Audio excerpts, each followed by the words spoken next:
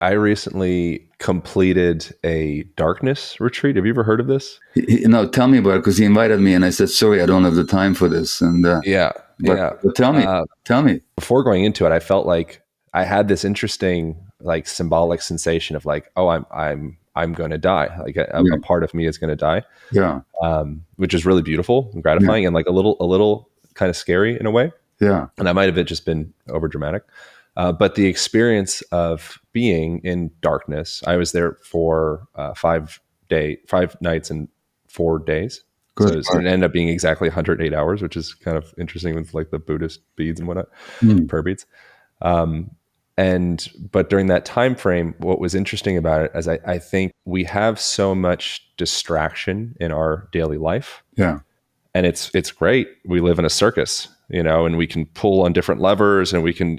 There's so much stuff, which yeah, is really can be fun, but it can also be just life can end up being one much more than this, but one big distraction away from yeah, a deeper relationship with ourselves. And I feel like it's an interesting thing of a person on their deathbed. It's almost like expedites the process of like, hey, this is who you are. yeah, All this stuff goes away. And I think that experience of darkness for extended time, you have nothing but yourself. You have nothing but your subconscious starting to burble up to the surface, and then you experience it.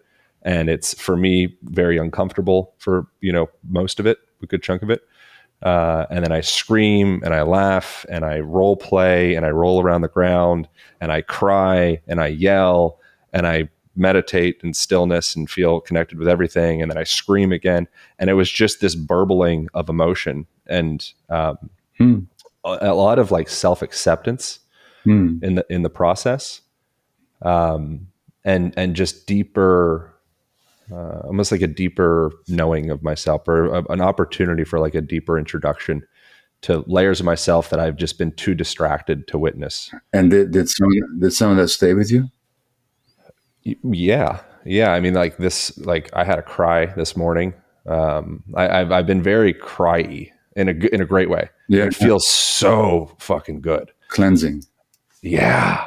Yeah, It's like I'm almost like laughing as I'm crying because I'm so grateful that something sad or something happy or something I'm grateful for, or my parents or just whatever. I was like yeah, recently in the darkness, I was in one of the things I was like envisioning.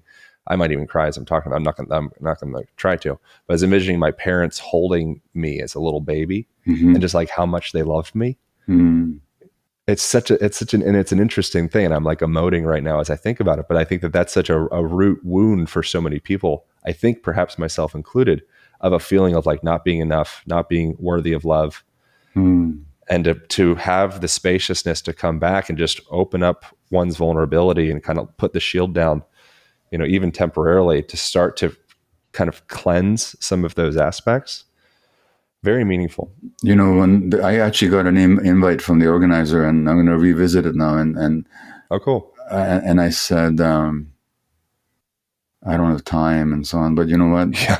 It's not the time. I'm actually afraid of it. Yeah. There's a lot of reasons to not have the time for it. Yeah, yeah, yeah. Yeah. I think it's, what do you think would come up for you? I don't know, but, the prospect of being without distraction and activity for that length of time, I just find intimidating. Yeah. Yeah.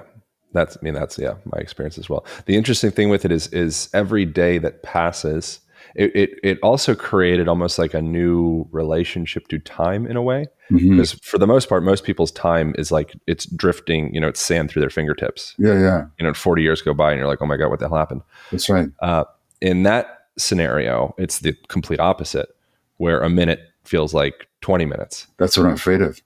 But within that, at the end of each day, in my experience with it, it was very, it felt like I really put in work. Like it felt like I was like, wow, that was gratifying. I did it. There was a sense of resilience, this sense of like, and the time passed. I didn't die. I didn't explode. I didn't implode. Like, here I am. Now, are you completely in darkness for all that time? Yes. Are you on your own or with other people? On your own. So they come once a day around 5:00. And there's I'll put something up on YouTube and do a podcast about it as well. I haven't done that yet, but they come in and there's like a little box. You open up one side of the box and they open up one side of the box, they put the food for the whole day in, and then they close it, and then you can open it up and you eat in the dark. And there's a bathtub, which was incredibly valuable for me. That was like the deepest, like, meditations, I guess you could say, of that I had for sure was sitting in the bath in the darkness, and just allowing, it's all of Buddhism and all of like the most of like the philosophical texts of old essentially manifest themselves. You're like, aha, like this is what they're talking about. Are you in a cubicle, a home, a room, a cave? It's like a studio, a small studio apartment, essentially. So there's a bed, a small space with like a yoga mat and whatnot. There's a fireplace. I would highly recommend doing it in the winter if you do it, just because it's, I think more convenient. And then they stoke the fireplace, obviously, and then a little nook to meditate. Mm-hmm. I brought a drum and a Native American flute that was really helpful. Mm. And then a bathtub in the corner of that room, and then a very small bathroom, and that's it. Okay. Well, thanks for telling me. Yeah. You're welcome. I'll let that percolate. Yeah, I'll let that. let it percolate.